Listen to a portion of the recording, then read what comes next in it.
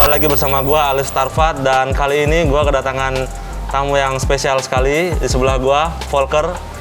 Jadi teman gue satu ini adalah sebuah komunitas atau pergerakan di bidang seni yang sekarang ini terdampak COVID dan bagaimana survive atau mengembangkan kegiatan-kegiatannya itu seperti apa sih. Jadi gue pengen tanya-tanya dengan Volker sekaligus bincang kreatif ya tentang bagaimana survive di COVID ini dan apa aja yang akan dilakukan untuk teman-teman sekalian bisa berkembang di industri kreatif ini ya, terutama di Tangerang Selatan.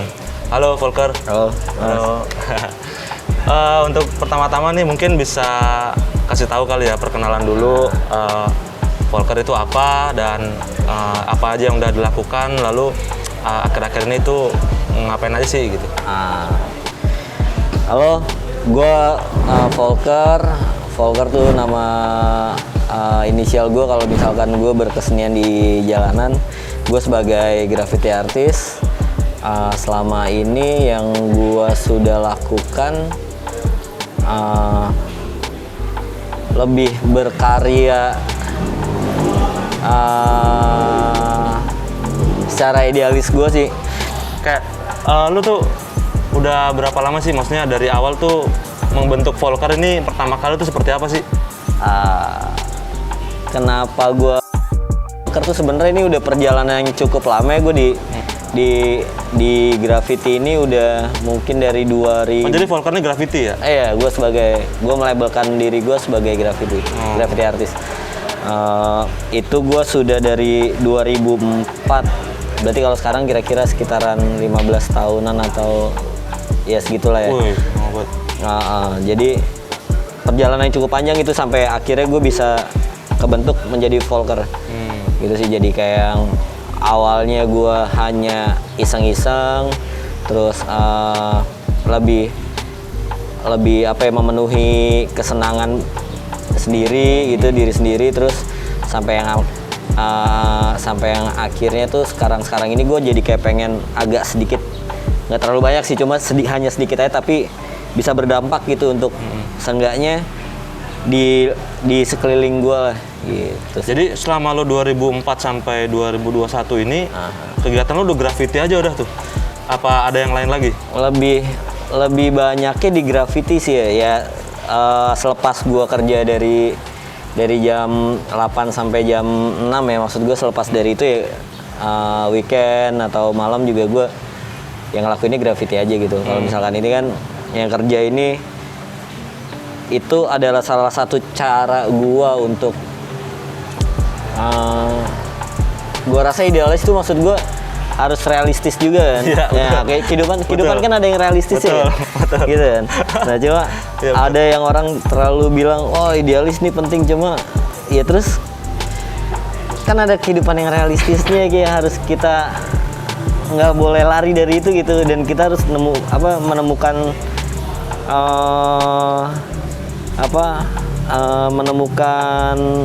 cara untuk memecahkan itu kan. Gimana caranya kita idealis kita jalan, realistis kita pun harus jalan juga. Jadi selama lu 2004 sampai 2021 ini lu mendukung dari realistis lu sampai ke idealis lu ini bekerja gitu ya untuk menghidupi idealis lu gitu. Ya itu adalah akhirnya ketika gue dapetin formula itu ya. Cuma ya gue yakin teman-teman yang lain pun pada awalnya pun bingung gitu.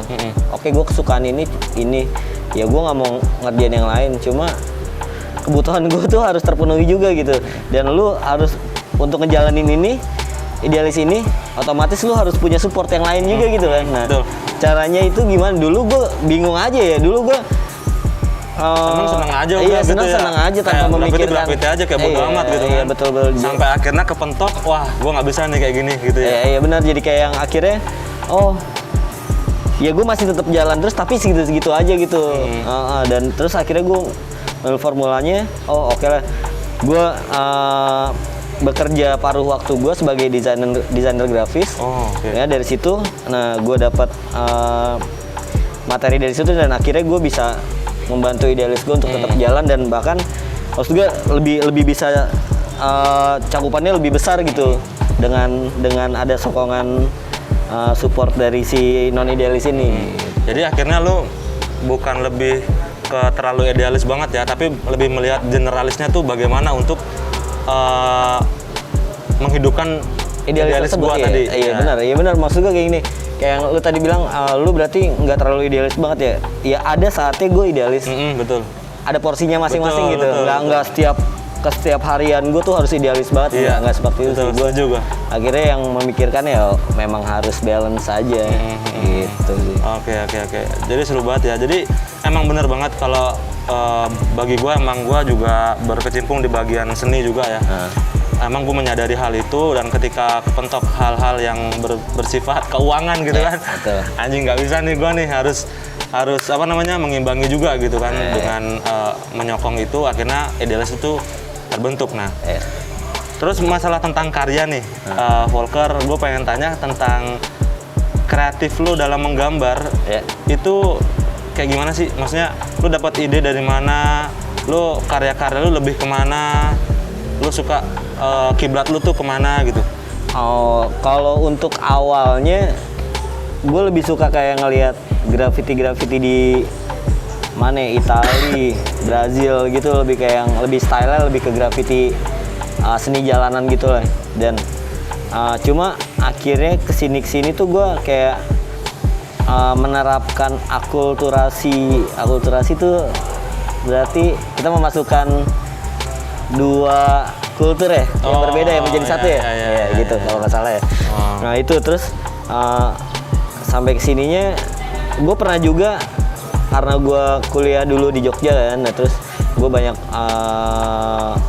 kenalan juga, ada beberapa teman gue yang memang dia seni murni banget, dan akhirnya kayaknya seni murni asik ya. Gue pernah bimbang gitu juga di antara grafiti dan seni murni, dan akhirnya gue juga pernah ngedalemin beberapa tahun di seni murni, kok lebih asik seni murni. Nah terus tapi akhirnya pada kesininya gue ngerasa kayak gue kacang lupa sama kulit nih gue. Iya, kayak gue kalau misalkan gue tetap di seni murni, gue kayaknya kayak gila sih gue gitu. Maksud gue kayak ya tadi yang gue bilang harus ada non idealis yang harus gue penuhi gitu, dan akhirnya gitu ya udah, akhirnya gue mencoba menggabungkan itu dari seni yang grafiti, yang tadinya grafiti kan lebih ke ekspresi diri kita ya, tidak seperti kayak yang karya-karya anak teman-teman yang mural gini. Teman-teman mural kan lebih dikenalnya tuh dia menyajikan sebuah permasalahan atau pesan sosial atau moral gitu kan di sananya kan. Kalau di grafiti kan benar-benar yang ekspresif banget kan, gitu. Nah terus kesini gue mikir, kalau grafiti gue masukin ada value-nya tuh asik sih kayaknya gitu kan. Nah terus akhirnya beberapa waktu yang lalu gue mencoba memasukkan si pesan ini ke dalam grafiti gue. Gue selalu bikin karya lebih kayak yang lagi membicarakan tentang permasalahan sampah lah ya. Karena yang maksud gue kayak yang kebersihan kan, siapa sih nggak seneng bersih itu. Lu kayaknya di kamar bersih enak, terus lu kalau kemana-mana lu ke sini nih, gue lihat nih bersih wangi, ini bersih banget gitu ya. Maksud gue yang tempatnya asik gitu, nggak ada sampah, dan di lingkungan gue tuh sampah ya gue resah banget gitu, kayak yang anak kecil kan ya buang sampah sembarangan. Iya, karena gue tinggalnya di kampungan. Nah terus temen-temen anak-anak temen gue yang masih kecil-kecil gitu, gue ngeliat kok enak-enak banget mereka habis jajan, set es, buang sembarangan gitu-gitu yang berarti kayak ada satu sistem pendidikan yang salah nih, ya kan? Kalau kita mau lihat sistem pendidikan kayak jangan buang sampah sembarangan sudah diterapkan dari zaman kita TK maupun SD gitu, tapi menurut gue ini belum berhasil nih, gitu kan? Ini negara atau semua instansi itu sudah mengkeluarkan itu aja belum berhasil gitu. Berarti kan ada sesuatu yang harus diperjuangkan lagi kan gitu. Nah, Oke. Dari perjalanan lu sampai dari 2000 berapa? 2004 ya? Itu. 2004 sampai sekarang 2021 kan menempuh perjalanan yang panjang tuh, ya kan? Perkembangan itu sampai sekarang lu mengerucut ke dunia grafiti, dan lu aware terhadap lingkungan. Sekarang ada nggak perbedaan antara zaman dulu sama sekarang untuk karya lu dan aware lu terhadap lingkungan? Jelas ada sih. Maksud gue kayak yang dulu namanya gue bikin graffiti pasti ada penolakan kan. Iya, segala yang kita lakukan, hal sekecil pun itu pasti ada penolakan kan. Mau kita yang lakukan baik atau buruk, gue yakin sih sesuatu itu pasti ada penolakannya gitu. Nah terus apalagi gue kan, gue coret-coret tembok tanpa ada izin gitu-gitu, pasti kan penolakannya kenceng banget kan. Nah dari situ terus akhirnya yang kalau sekarang itu lebih kayak yang oke, masih ada penolakan, cuma ketika gue berargumen atau melontarkan idealis gue itu tadi yang kayak oh ini gue gambar untuk mengingatkan orang-orang untuk tidak membuang sampah sembarangan loh, artinya seperti ini, kayak ada edukasi yang gue malah berikan gitu loh ke lingkungan itu, dan akhirnya ya mereka ternyata mengizinkan gitu. Berarti lu dulu tuh kayak ibarat gambar aja. Iya, dulu gitu ya? rebel banget. Sekarang lebih kayak mengingatkan orang sekitar bahwa lo harus aware nih sama kebersihan, ya kan? Iya, lo harus aware nih sama lingkungan sekitar lo nih, gitu ya. Iya, bener gitu sih, lebih kayak yang ya sebenarnya nggak harus ya, cuma maksud gue betapa ya itu kan apa perkembangan lah ya. Iya, tergantung orangnya ya, orang dia memang suka kebersihan atau tidak, tapi kalau menurut gue kebersihan tuh bagus banget gitu, ada kan kebersihan bagian dari iman gitu ya, gitu kan. Terus maksud gue yang kayak gue percaya sesuatu yang gue jalan ini pasti akan menjadi Dampak bagus lah. suatu dampak yang positif buat masyarakat atau lingkungan yang sekitar gue. Oke. Sekarang balik lagi karya kali ya. Ngomongin karya-karya, gue ngeliat di Instagram lo lagi suka tentang bikin pattern-pattern yang labirin nih, ya kan? Itu maksudnya apa sih? Apa ada kegiatan tertentu kah atau apakah? Gue lebih karya gue kan, gue lagi suka banget warna-warni kan. Gue bener-bener karya gue tuh full color banget, dan terus gue masukin unsur labirin. Dan kenapa labirin? Gue mikirnya gini, gue lagi suka banget labirin karena itu adalah, menurut gue labirin tuh sebuah perjalanan ya, perjalanan lu menempuh kehidupan lu gitu. Lu masuk ke labirin, gimana caranya lu harus cari jalan keluarnya nih. Widih. Iya, kalau misalkan lu nggak mau keluar dari labirin itu ya lu bakal mati di labirin. Ya? Iya, itu dia, makanya gue kenapa lagi senang banget labirin. Kayak yang labirin nggak cuma satu, di gambar gue labirinnya banyak banget gitu kan. Ya itu kehidupan, masa lalu nggak bakal pernah selesai men. Iya, lu hidup masa lalu nggak ada selesainya gitu, kecuali kalau udah mati baru selesai ya. Iya, gue juga nggak tahu ya setelah kehidupan setelah kematian seperti apa ya. Cuma maksud gue untuk yang menggambarkan di saat gue hidup di dunia ini kayak anjing, hidup gue perlu masalah. Gila, lu kalau nggak ada masalah ya lu nggak hidup lah. Iya. Gue akhir-akhir ini juga banyak banget sih ketemu orang baru, terus ketemu masalah-masalah baru yang ngebuat gue tuh kayak anjing, ini gue stuck gitu, kayak ngerti nggak sih, kayak stuck, kayak bingung gue kayak mau ngapain lagi ya gitu kan. Akhirnya gue berpikir kayak bener tadi kata lo sih, kalau kita nggak mencari jalan keluar dari permasalahan kita bakalan stuck terus, ya kan. Nah, bagaimana cara lo mengekosistemkan teman-teman lo atau orang-orang sekitar lo untuk lebih berkarya lagi nih, menghasilkan lagi nih, sebuah ajakan-ajakan yang menurut lo ini dampaknya bagus gitu untuk mereka, entah ekonominya, entah karyanya, entah lingkungannya gitu. Iya, ya gini lah. Gue mencontohkannya hal yang segampang mungkin gitu ya. Kayak gue berbicara berkoar-koar jangan buang sampah sembarangan, tapi kalau gue masih buang sampah sembarangan, itu yang bakal jadi malapetaka gue kan. Gitu. Maksud gue kayak yang kalau lu mau bisa menghidupkan sebuah ekosistem, biar mereka juga semangatnya sama kayak lu, ya lu juga harus semangat. Oh, jadi dari diri sendiri dulu ya? Iya, dari diri sendiri gue melakukan yang terbaik ketika gue berkarya, gue melakukan yang terbaik di saat gue berkarya. Ketika gue berteman ya gue melakukan hal yang terbaik juga untuk gue berteman gitu. Misalkan ya contohnya kayak misalkan gue ada proyekan, ya pastilah ya masa-masa sekarang ya lu biar mereka punya semangat juga ya, lu nggak boleh sendiri juga lah. Maksud gue kayak yang oke lah, kita berbagi juga lah. Ya gitu kan, berbagi kan nggak selalu permasalahan lu punya duit berapa lu kasih duit gitu ya, enggak. Ya kan itu sama aja, gue sih nggak setuju juga. Kalau orang minta-minta dikasih, ya ada saatnya kita ngasih, cuma maksud gue kayak itu mengajarkan orang jadi males ya sih, maksud gue kayak yang anjing sih. Iya. Gue nyari duit keringet gue sampai pantat gitu, terus lu mau iya kan, lu pasti pernah ngalamin kan nyari keringet lu sampai pantat gitu ya. Terus ada orang minta duit atau adek lu lah, gue bagi duit dong. Gila lu, ya lu kerja lah. Iya, nih gitu. kerjaan lu nih ya kan. Gitu sih kalau gue sih lebih kayak gitu ya. Oke, sekarang tujuan lu nih. Tujuan lu dari setelah lu ketemu permasalahan solusi dari permasalahan itu dengan labirin itu. Tujuan lu sekarang lebih kemana? Volker ini tujuannya sekarang kemana? Tujuannya tetap terus cari pemecahan. Iya, solusi. Karena gue yakin banget setelah gue selesai masalah ini nanti pasti ada masalah lagi ada terus gitu. Jadi kayak yang oke, gue nggak perlu gue jangan sampai gue santai gitu. Gue kayak waktu santai gue udah habis gitu di zaman dulu. Sekarang yang benar-benar gue harus bejek gas banget gitu, yang oke lah, gue hadapin permasalahan, gue harus kelarin. Gitu. Berarti jangan mandang permasalahan tuh sesuatu yang menghambat ya, malah cari solusinya. Iya, kan ada orang yang ada permasalahan ngomong malah ngindar gitu, ngindar. Kebanyakan tuh ngindar gitu. Lu punya masalah di kantor gitu ya, set.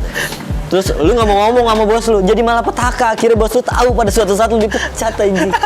Iya, tapi kalau lu kasih tahu, wah bos, gua ada masalah nih, gua selesaiin nih. Ya lu diomelin di saat itu, tapi lu masih panjang ke depan. Itu. Betul. Nah, ini pandangan seni sekarang menurut lu gimana, Volker? Menurut Volker dah, pandangan seni sekarang di era sekarang ini dengan keadaan Indonesia yang tidak baik-baik saja ini, seni itu dari pandangan lu bagaimana? Wah, industri kreatif tuh ya seni lah, atau industri kreatif tuh wah sekarang lebih, gue salut sih ya. Maksud gue kayak yang nggak jauh-jauh gue ngeliat adik gue aja dengan umur dia segitu udah bisa ngelakuin sekreatif dia seperti itu gitu. Yang adik lu apa nih? Adik gue graphic designer juga. Dia kuliah ngambil DKV juga, dan terus akhirnya maksud gue kayak gue di zaman kuliah dulu tuh gue belum bisa yang sampai megang software gini-gini ya. Sekarang kan perkembangan gitu ya. Iya. Gitu. Terus akhirnya menimbulkan sebuah fenomena yang gila sih gue ngeliat. Adik-adik gue atau teman-teman gue yang lain tuh pesat banget gitu dalam kreatifnya dia. Wah, parah sih, banyak orang keren gitu dalam berkarya gitu. Gitu sih, lebih banyak yang lebih gila-gila yang bakal, gue yakin sih bisa mendunia gitu, yakin banget gue. Jadi pandangan lu adalah emang harus terjun di dunia digital ya? Ya digital penting juga ya, maksud gue kayak yang teman-teman gue yang tadinya tidak menyentuh digital, ya gue lah, nggak usah teman-teman gue lah. Gue suka manual banget kan dulu zaman kuliah, mana ada gue pegang digital gitu. Padahal jurusannya apa dulu? DKV dulu. Tapi nggak pernah megang digital? Iya, itu semester akhir lah baru megang. Gue baru bisa AI aja nih. 4 tahun ini. Ada Illustrator tuh gue baru bisa 4 tahun ini. Dulu gue pegangnya Corel aja gitu, terus ya Corel bisa gitu-gitu aja. Ketika gue pindah ke Jakarta akhirnya, oh memang sepenting ini ya dunia digital ya, gitu sih. Dan maksudnya dunia digital tuh juga penting juga ketika lu masuk ke manajemen diri lu atau berkesenian lu, kan harus ada manajemennya. Nah, manajemen itu lu masukin di digital. Ya sekarang siapa sih orang nyari resep bukan di buku atau di Gramet ya, bukan beli buku di Gramet atau apa, mereka carinya di internet ya. Lu nggak boleh tutup mata juga sih di digital sih. Oke, Volker, ini kita udah ngomongin karya udah lumayan luas lah ya. Nah, sekarang gue pengen tahu tentang tanggapan orang. Pasti graffiti ini kan konotasinya yang rebel, terus anti apa itulah ya. Nah, pasti ada pro sama kontranya tuh. Nah, tanggapan orang sekarang ini untuk graffiti, menurut lo gimana? Seharusnya sih sama ya tanggapan orang dari awal gue ngelakuin grafiti sampai sekarang sih. Ketika lu gambar di salah satu public space gitu yang tidak bertuan atau maupun bertuan, lu gambar, ketika orang itu mendapati temboknya digambar ya mereka pasti marah ya. Cuma balik lagi tuh kayak sekarang sih lebih kayak yang lu bisa ngomong nggak nih? Lu bisa ngomong nggak nih? Maksud gue kayak yang lu bisa berargumen gak terhadap tindakan lu ini gitu. Tapi kalau misalkan yang sekarang lu bisa ya kayak gue bisa mengutarakan kenapa sih gue melakukan ini, dan ya ada beberapa gue lontarkan permohonan maaf gitu, dan akhirnya ya mereka terima aja dan akhirnya mereka suka gitu. Ya balik lagi speak lu lah ya kan? balik lagi lu gimana cara mengedukasi permasalahan itu lah gitu sih. Jadi lebih apa ya, mengajarkan tentang cara berkreasi kali ya. Iya betul. Berkreasi, berbicara. Iya ya? betul. Iya komunikasinya maksud gue kayak. Iya. Lu gambar sini diomelin tapi kalau komunikasi lu bagus sama dia akhirnya oke aja, mereka welcome malah minta, oh mas oke nih bikinin lagi dong ya kan? Saya punya tempat ini tolong digambarin ya. Itu kan jadi plusnya kan. Iya. Gitu. Nah sekarang nih kita kan tinggal daerah Tangsel nih. Iya. Ya kan? Tangerang Selatan ya. Nah tanggapan lo untuk industri kreatif atau seni di Tangerang Selatan ini, lo pengen seperti apa sih? Karena orang-orang Jakarta kebanyakan mengagumi kita, orang-orang Tangerang itu orang-orang kreatif bro. Iya. Apa Bintaro, Tangerang tuh banyak banget orang-orang kreatif. Iya. Malah kita banyak di apresiasi sama mereka gitu, ketimbang ya gue nggak tahu sih. Makanya kalau pandangan dari lu bagaimana gitu Tangerang? Ya mungkin masing-masing dari pelaku seninya masih mengedepankan kebutuhan pribadinya mereka mungkin ya, lebih ke arah situ sih ya, lebih kayak yang. Tapi beberapa juga yang memang mereka sudah settle dengan kehidupannya dia. Mereka juga bisa berdampak kok, lebih kayak ke lingkungannya di Tangsel gitu ya. Contohnya adalah lu, ya kan? Lu bisa kayak menjembatani, akhirnya kita bisa ngobrol seperti ini. Maksud gua, lu tidak memikirkan diri lu sendiri sekarang. Lu lagi mencoba untuk membuat circle yang baru gitu, circle yang nyaman, aman, dan itulah. Maksud gua kayak lebih seperti itu kan. Ya harapan gua ke depannya ya mungkin teman-teman yang lain ketika mereka sudah settle dengan kehidupannya mereka ya bisa mencontoh seperti lu gitu, kayak yang bisa ayo kita bikin circle yang bagus, circle yang sehat gitu. Iya. Gitu. Oke, pesan-pesan lu untuk di Tangerang Selatan ini buat teman-teman industri kreatif atau kesenian itu apa, bro? Mungkin lebih kayak yang lebih yang ke senior atau yang lebih ke abang-abangan perupa atau dalam berkesenian gitu ya. Mereka lebih peduli terhadap tumbuh kembangnya adik-adiknya sih. Terus sama kayak yang lebih banyak wadah lagi untuk menampung kita yang punya ide-ide gila gitu. Maksud gue kayak yang lebih peduli sama generasi di bawah kita yang akan tumbuh terus gitu sih. Oke, makasih banget ya Volker atas kedatangannya. Semoga kita bisa berkolaborasi, bisa bantu teman-teman semua dalam circle yang sama. Amin. Industri kreatif dan berkembang bersama, menghasilkan sesuatu yang lebih baik lagi untuk diri kita terutama dan teman-teman sekalian gitu ya. Betul. Oke, itu dia guys bincang kreatif kali ini bersama Volker, industri kreatif dari Tangerang Selatan juga. Dan terima kasih buat yang nonton. Jangan lupa follow IG kita BKHIID. I'm Volker. Im Volker. Kedepannya gue bakal ngundang-undang teman-teman yang se-circle juga, bagaimana kita membahas tentang survive atau berkembang di dunia kreatif ya, kayak seniman apa segala macem lah. Kita ngebahas itu dan mudah-mudahan bisa membuat sesuatu yang positif buat teman-teman semua sekalian. Oke, dengan gua Alif Starfat, Bengkel Kreatif Wilayah Indonesia. Terima kasih banyak, sampai jumpa di video selanjutnya. Bye bye.